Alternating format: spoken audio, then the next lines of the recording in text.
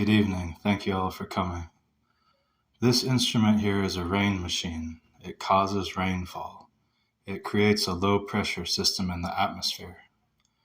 And it's similar in principle to something that Wilhelm Reich used in the early 1950s, which he called a cloudbuster. This was an instrument that he used to make rainfall in the Arizona desert.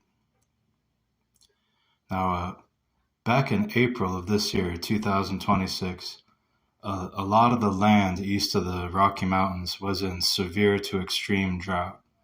And the National Weather Service Climate Prediction Center was not forecasting that this drought was going to go away. There was bad wildfires burning in Georgia. It was just very hard on the farmers and the whole ecosystem. So I brought this instrument, this fountain giving life. I took it down to the Rio Grande and started operating it. And you can see just a couple months later in July, a lot of this drought is completely gone. So, how does this instrument work? Well, all living things have a spirit, and this spirit is a real energy, just like light and heat. It can be engineered using Maxwell's equations. It is proportional to the time derivative of the Coulomb potential. Is proportional to the time derivative of the scalar electric potential. This spirit, this life energy. There was an Austrian physician in the early part of the 20th century named Wilhelm Reich who studied the life energy. He called it orgone energy. Now, Reich was a lieutenant in the Austrian army in World War I, and after the war he attended medical school at the University of Vienna and became a colleague of Sigmund Freud's. Now, at the time that Reich was educated, there was a philosophical movement or an approach to medicine that was popular in Vienna at the time, known as vitalism. And vitalism is essentially the idea that living things are alive, that plants and animals and human beings, they all have a spirit or a life force flowing through them that causes them to be alive. Now, Sigmund Freud called this life energy the libido, but Wilhelm Reich said, no. This isn't just something in people's subconscious. This life energy is a real thing in real life. It's a real energy like light and heat. This life energy, this is some form of radiation, and we can study it. Now, the Nazis did not like what Reich was saying, so he had to flee the Nazis and come to America. And he set up a research lab in Maine. And medical doctors and scientists would come from all over the world to work with Reich at this laboratory in Maine to study the life energy, this orgone energy, as he called it.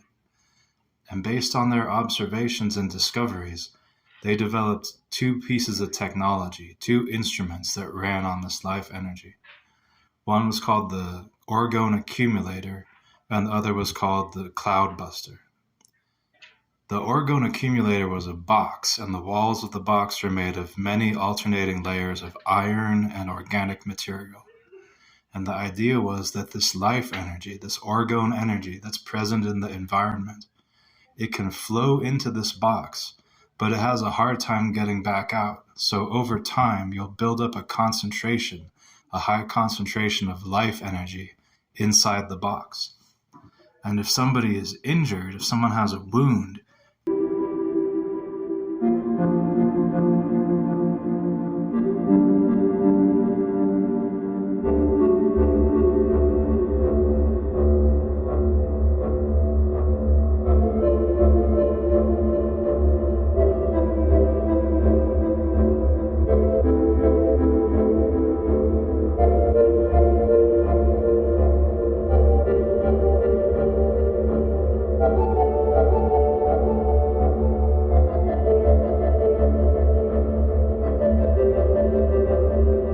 and the cloudbuster, what that was it was an array of steel pipes grounded into water, and you could aim it at different points in the sky to change the way the life energy flowed through the atmosphere. And by doing this, you could change the direction that the wind blows, you could make it rain, you can change the weather.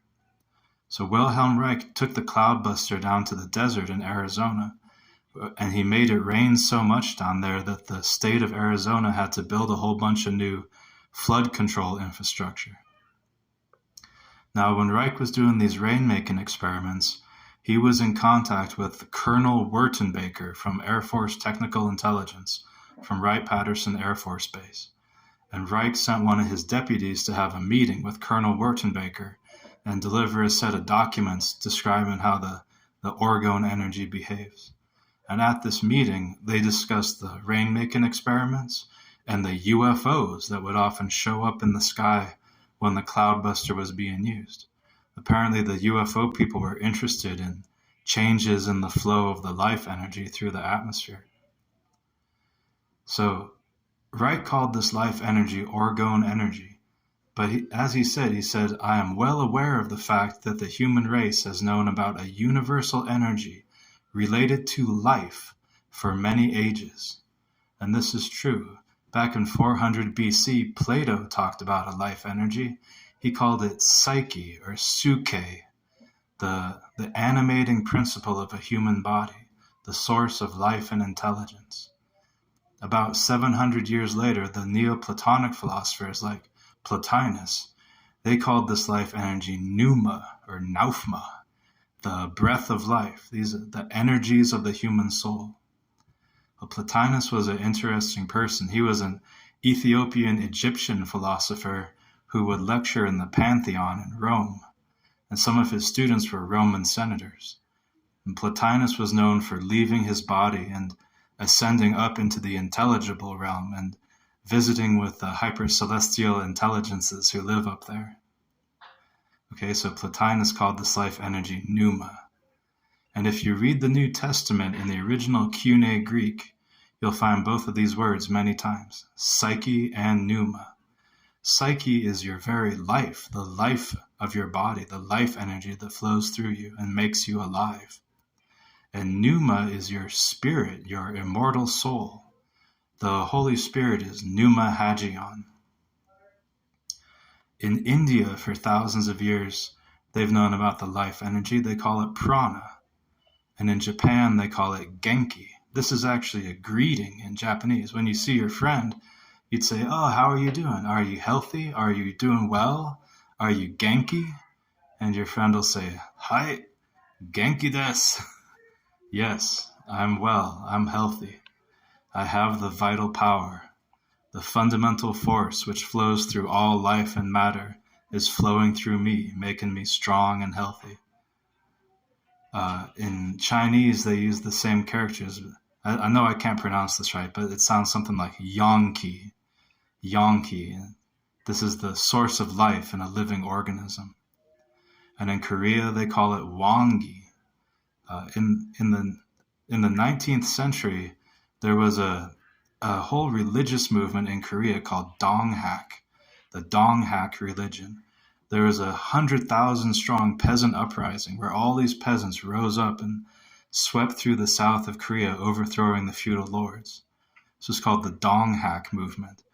And this was all started by someone who was meditating for 49 days and was visited by a celestial messenger from the 7 stars in the north.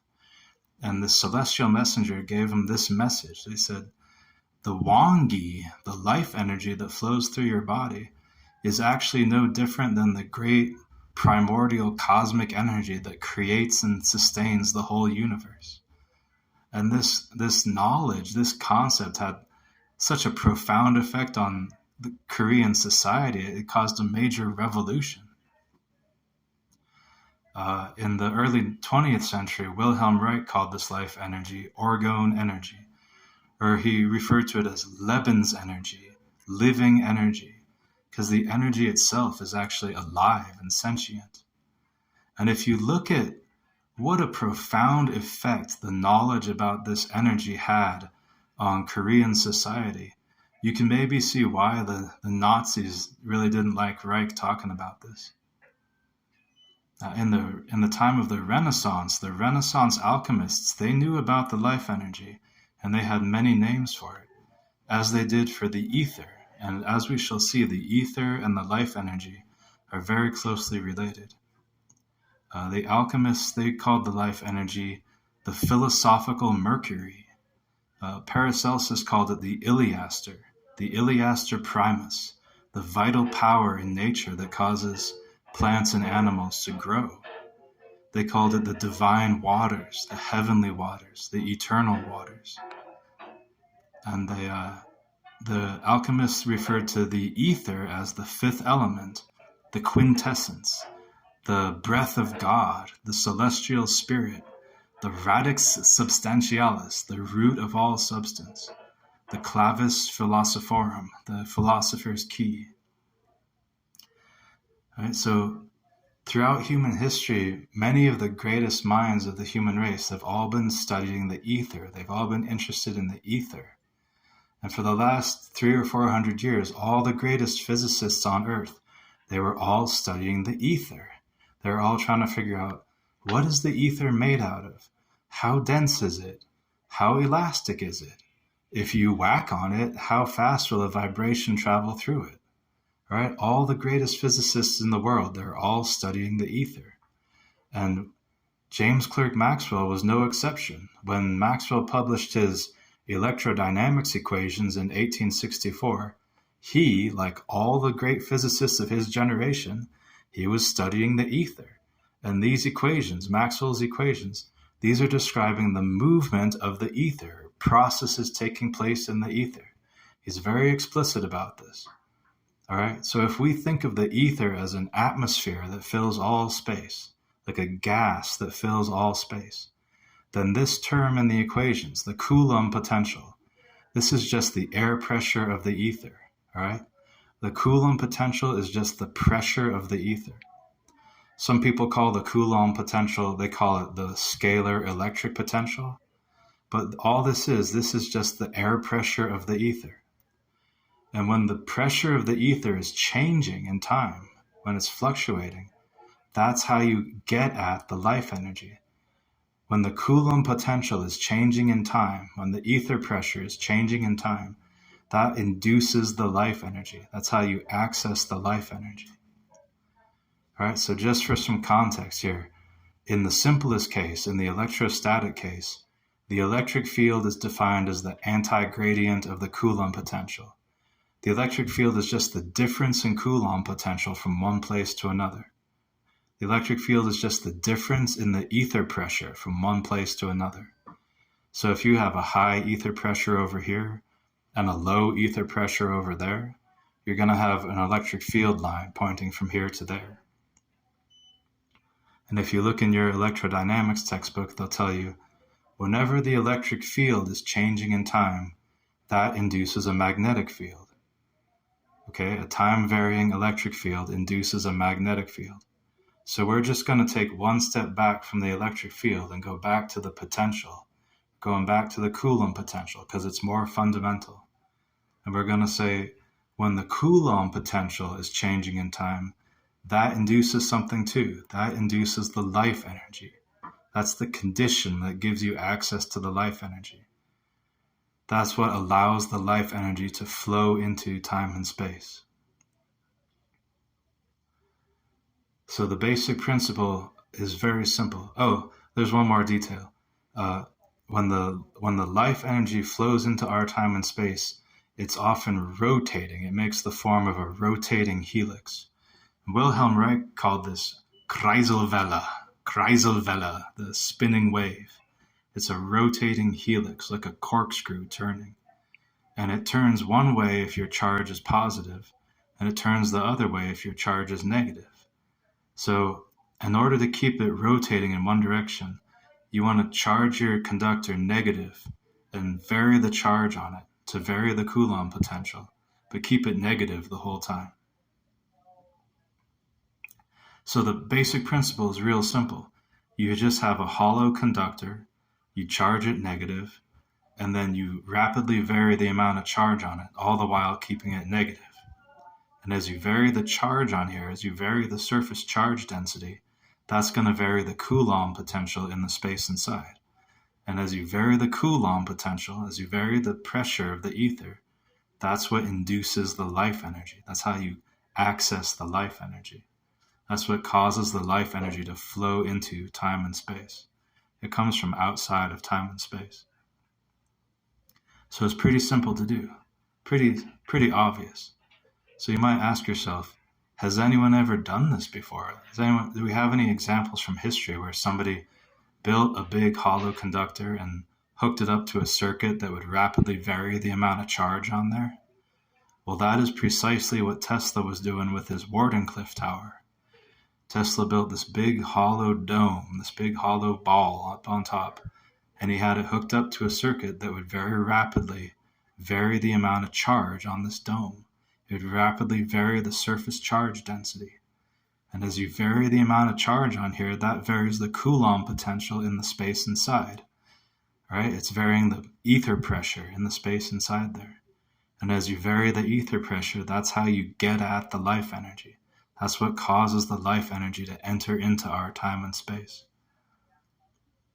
All right, so when you have a hollow conductor that's charged up with static electricity, the Coulomb potential is very strong inside there. The scalar electric potential is very strong inside there. The air pressure of the ether is very strong. But the electric field is essentially zero inside there. So we're working with the Coulomb potential, the scalar electric potential, the air pressure of the ether. If you try to think of this in terms of the electric field, it won't make any sense, because that's not what we're dealing with. We're dealing with the Coulomb potential. Now, why doesn't anybody know about this? Well, it's because it's basically been erased from the textbooks. If you study classical electrodynamics in college, they'll tell you that the Coulomb potential does not exist. When I studied this, we used the Griffiths textbook, which is a standard textbook, and chapter 10 is all about the potentials. And what they say there is, well, because the electric field and the magnetic field are defined in terms of the potentials, you can just substitute those into Maxwell's equations and rewrite the equations in terms of the potentials. And this is sometimes useful to do. Some problems are easier to solve this way. But just bear in mind that the Coulomb potential is non-physical. The Coulomb potential does not actually exist in real life. It's just a variable in these equations. It doesn't actually mean anything in real life. Okay, so you see this keystone in the center of the arch that's holding up the whole building? That's not really there. That doesn't really exist. And because it doesn't exist, we can play games with the equations. They call it gauge invariance or gauge freedom or gauge transformations. Where they say, well, the Coulomb potential is not real anyway, so we can just add or subtract whatever we want to it to change it around and try to make the equations simpler. All right? And this is what they teach you in college. But this is all totally wrong. This is not true. And they know it's not true. It's actually in the literature of physics. In 1959, there was a paper published by David Bohm and Yakir Aharonov entitled On the Significance of the Electromagnetic Potentials in the Quantum Theory. Okay, 1959, Physical Review. Now this has come to be a very famous thing in physics. This is now known as the Aharonov-Bohm effect. And what they're saying in this paper is, look, the Coulomb potential is a real thing. You can show this mathematically, but you can actually do an experiment to measure it.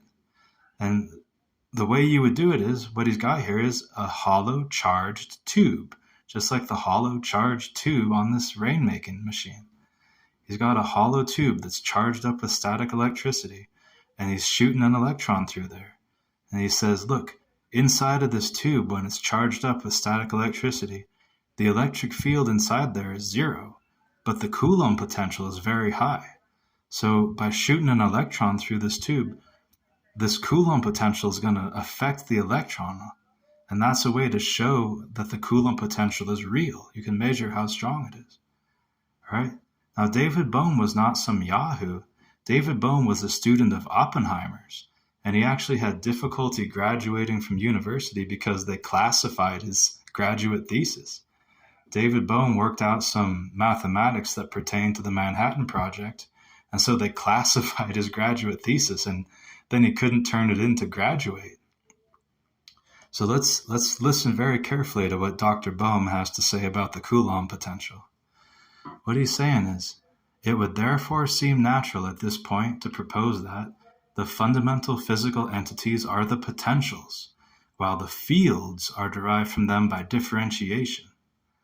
So what he's saying here is the Coulomb potential is not only real, this is the heart of the matter. The Coulomb potential is the key to the whole thing. This is the meat and potatoes that we want to work with. And the electric field is like this secondary byproduct that you get by taking the gradient, the spatial derivative of the Coulomb potential. All right? Bohm is saying we may try to give a further new interpretation to the potentials. In other words, we are led to regard the electromagnetic potentials as physical variables. This means that we must be able to define the physical difference between two quantum states which differ only by a gauge transformation. And what he's saying here is that gauge invariance, gauge freedom, this is all malarkey because the Coulomb potential is a real thing. You can't just arbitrarily change it around and fudge the numbers. You can't just play games with it. All right, all this gauge invariance stuff, this is out. All right, because the Coulomb potential is a real thing. So this is in the literature, 1959. This is known. This is a very famous thing in physics, the Aharonov-Bohm effect. All right, but nevertheless, I recently had a conversation with a physics professor at a university where I said, "Are you familiar with the Aharonov-Bohm effect?" And she said, "Oh yeah, of course I know about that. Everybody knows that, you know. That's a real famous thing in physics. I teach all my students about the Aharonov-Bohm effect." And I said, okay, so what that's saying is that the Coulomb potential is a real thing. The Coulomb potential is a real entity in real life. And she said, no, that's wrong. You don't understand. You don't get it. The Aharonov-Bohm effect doesn't have anything to do with the Coulomb potential. It's all about magnetism. It's all about magnetic vector potential. And I said, have you ever actually read the paper? No, of course not. I'm just a PhD that's been teaching at a university for 20 years. Why would I ever actually read the physics literature? So I showed her this paper and she read the first 2 pages of it and she said, oh, geez, interesting. That wasn't covered in the textbook. It kind of makes you wonder what else was not, quote unquote, covered in the textbook. If I didn't know any better, I'd say somebody was trying to hide something. Okay, so we know the Coulomb potential is real. We know that the ether is real. The air pressure of the ether is real. The Coulomb potential is real. The scalar electric potential is real. Okay, it's in the literature. Now, there's one more concept that we shall learn about if we truly want to understand this life energy. And for that, we're going to go back to Plato. Now, Alfred Whitehead once remarked that all Western philosophy over the last 2,000 years has merely been a commentary on Plato. So what was the main idea that Plato was talking about? What is the central concept in all of Western philosophy? Well, it's this. Plato says there's 2 realms. There's 2 realms of existence, the intelligible realm and the sensible realm. The sensible realm is the physical universe that we walk around in every day. You can see things and touch them and feel them, all right? The sensible realm, the kingdom of nature, the secular world, the physical universe, all right? We see it every day. Plato says, okay, well, there's that. But then there's this whole other place. There's this whole other realm of existence that exists outside of time and space. And we're going to call this to noetos, the intelligible realm. And this is actually the true reality. This is where the eidos, the Platonic forms, exist. And this is where this life energy comes from. It comes from outside of time and space. Plato says this realm up here, the intelligible, to noetos, this is the true reality. And the physical universe, the sensible realm, that's just like a shadow or a reflection of the true reality. All right? So the life energy comes from the intelligible realm, to noetos. And many different religions and schools of philosophy, they have different names for this intelligible realm. Some of the Neoplatonists, like Capella, they called it the Empyrean. The Empyrean, this transcendent realm of pure light and thought that exists outside of time and space. The medieval Christians, they picked up on this word Empyrean, and they used it to mean the highest heaven, the place where God and the angels live.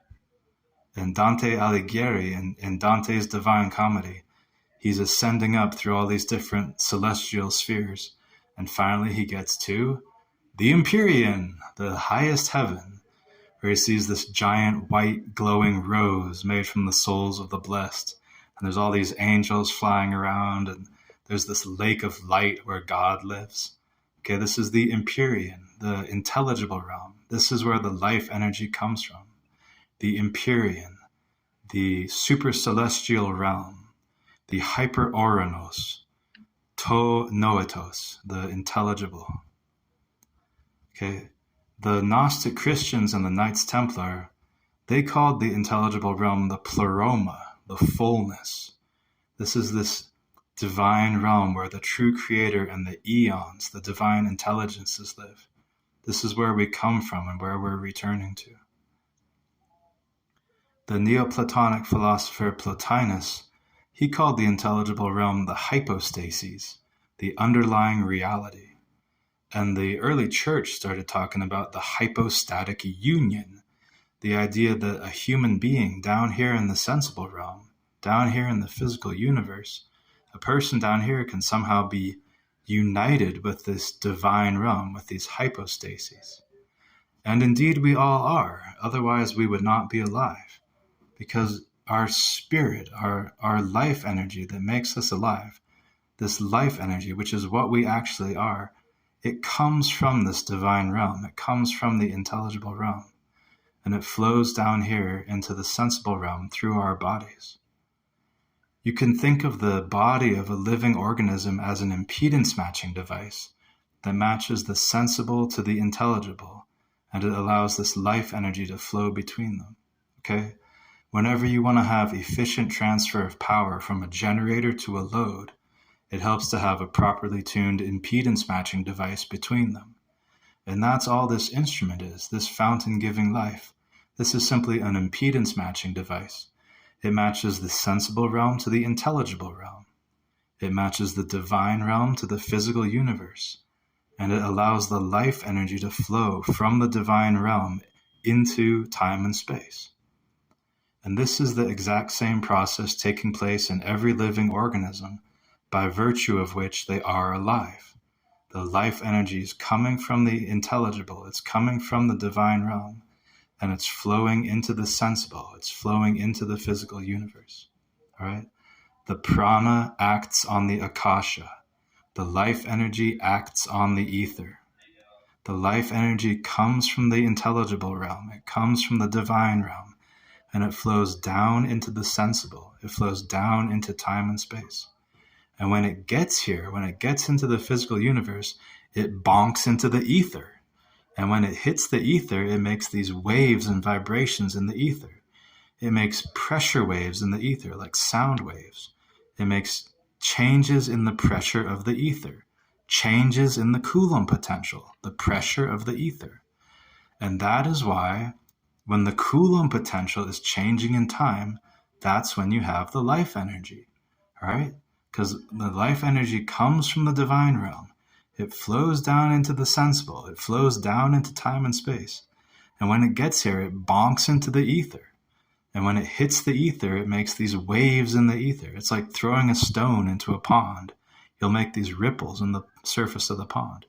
Make these waves in the ether, these pressure waves in the ether. They're like sound waves. They're changes in the ether pressure. They're changes in the Coulomb potential. That's what the Coulomb potential is. It's the pressure of the ether. So as you change the Coulomb potential, that's how you get at the life energy.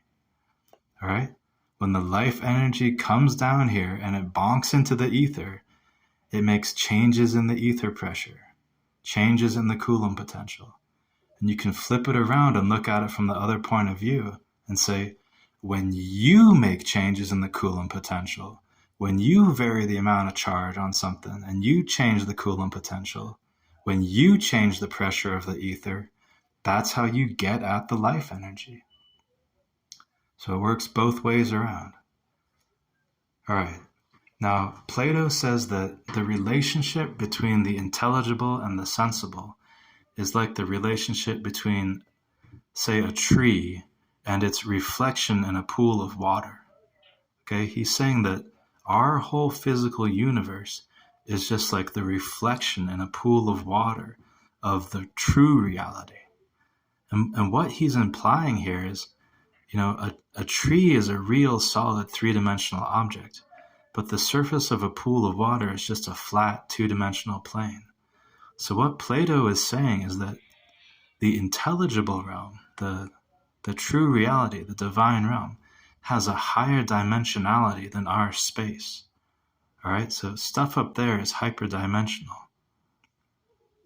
If you think about when a cone passes through a plane, the flatlanders living in the plane, they don't perceive the whole cone. They only perceive these flat two-dimensional slices of the cone, these conic sections.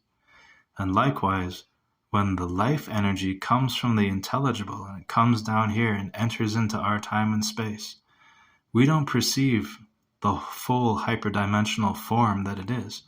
All we perceive is this moving and changing three-dimensional cross-section of a hyperdimensional form. Okay, so let's look at some of the shapes that this life energy makes when it enters into our universe. Okay, so this instrument, this fountain, this is made from 5 concentric steel tubes. And the physical dimensions of these tubes, the diameters of these tubes, form a geometric sequence in space. A geometric sequence is just when you have some number, and then you have that number squared, cubed, 4th power, 5th power, and so on.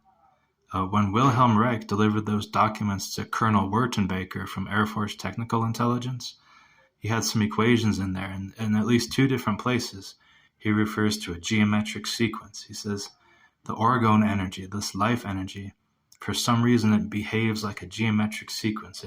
It shapes itself like that. So if we're trying to use that energy, it makes sense to have something that's shaped like a geometric sequence.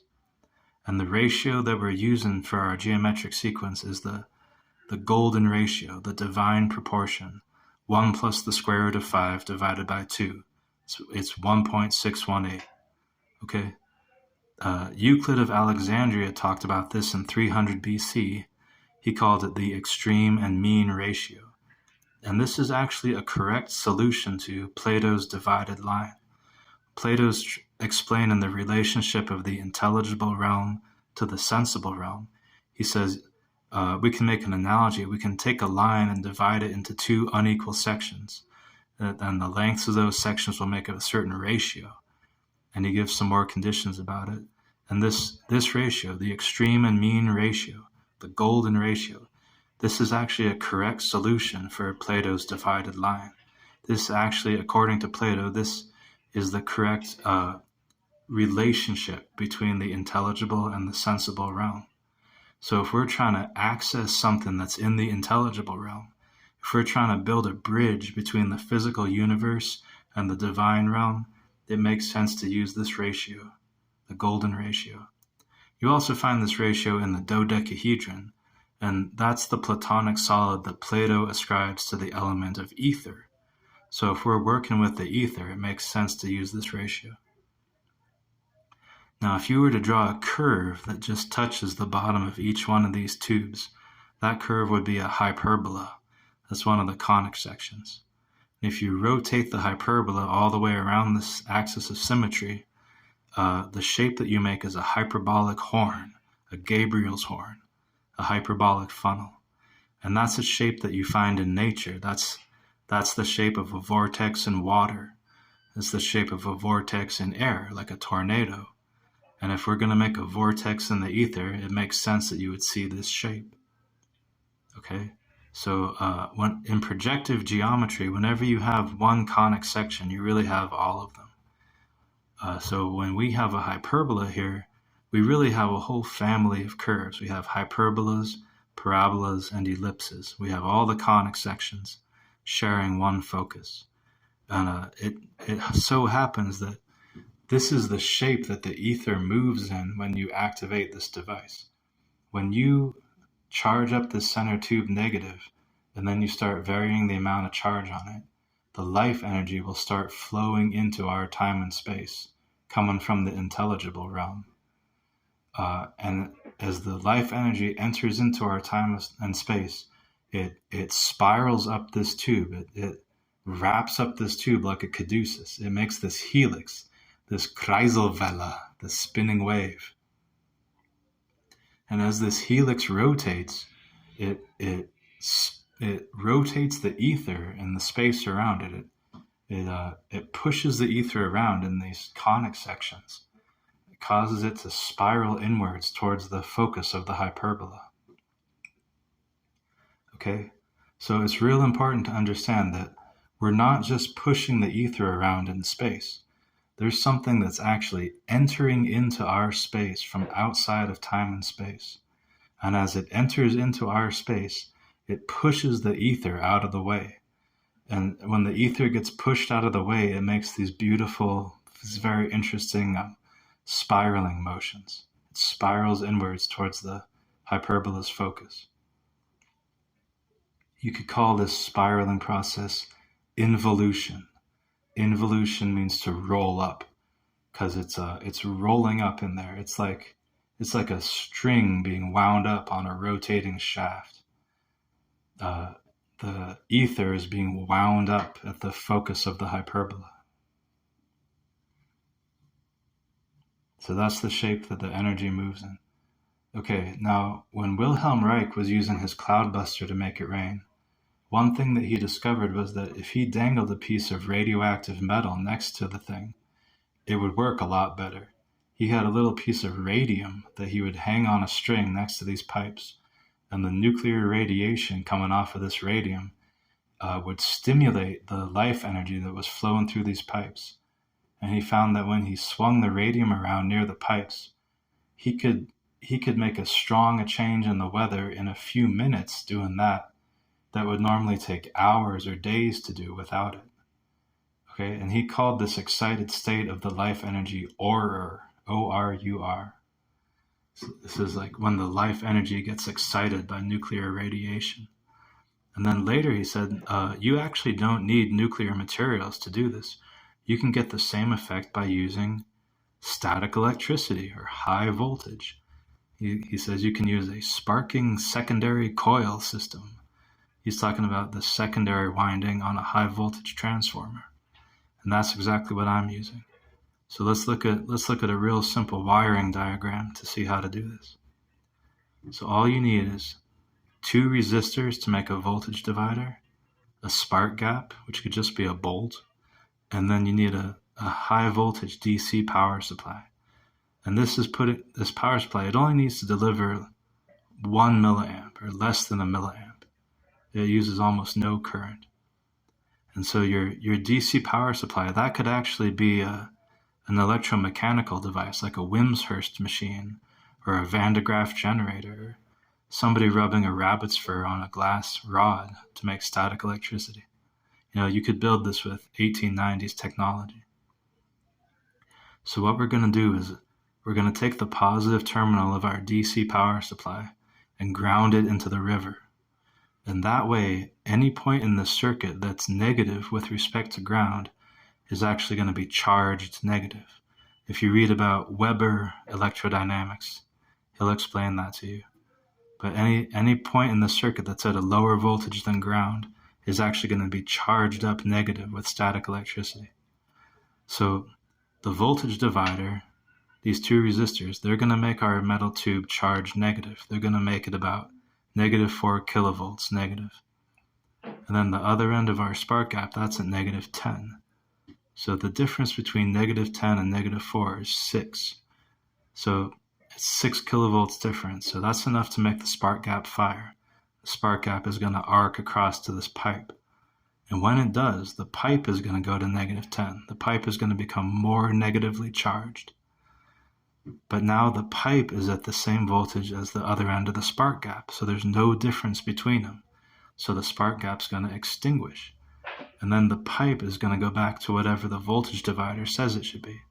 So the pipe will go back to -4 kilovolts. But now that's different than -10, so the spark gap fires again. And this process will just repeat over and over. The spark gap will just keep firing in a staccato fashion all by itself.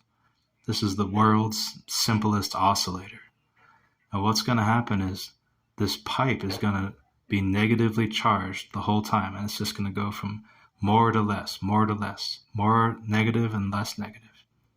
Okay, so what this circuit does is it varies the amount of charge on this pipe. It's varying the surface charge density on the pipe. And as you vary the surface charge density, that varies the Coulomb potential in the space inside the pipe. That varies the ether pressure in the space inside the pipe. And as you vary the ether pressure, as you vary the Coulomb potential, that's what induces the life energy. That's how you access the life energy. That's how you get the life energy to flow from the intelligible realm into time and space. All right, and there's more sophisticated ways to do it. You could use a transistor to get higher pulse rates or play around with different waveforms.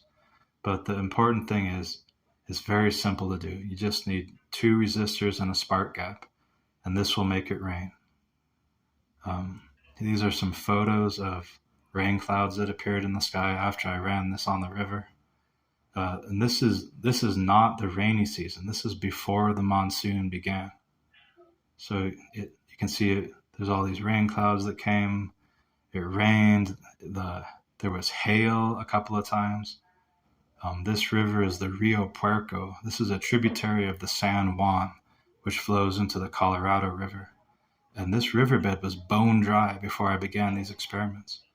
And after I ran the fountain, it rained enough that the Rio Puerco started flowing with water.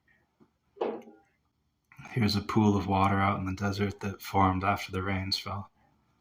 So you can make it rain with this thing. One thing that I observed is that it creates a low pressure system in the atmosphere. You should only run it maybe an hour a day for not more than 4 days. Don't run it for more than 4 or 5 hours in a whole month. Otherwise, it will rain too much and there will be flooding, and nobody likes that. But one thing that I notice is that it appears that this creates a low pressure system in the atmosphere.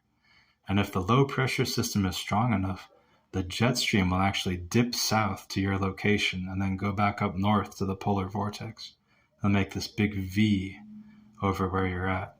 And meteorologists call that troughing. And when that happens, there will actually be very heavy rainfall for 1,000 miles or more to the east of your location. So if you ground this instrument into a river and run it for a few hours, it will probably rain within about a week where you're at, but it will actually rain more to the east of where you are. So just keep that in mind. So don't run it for more than 4 or 5 hours per month. Otherwise, it'll rain too much. And I would just like to say in closing that the United Nations has stated that within the next 10 years, about half of the human race will not have enough water. So if you use this technology to make rain for everybody, you're going to make billions and billions of people very happy. This technology is all free. It's all open source hardware. You're welcome to download the plans and make your own to experiment with.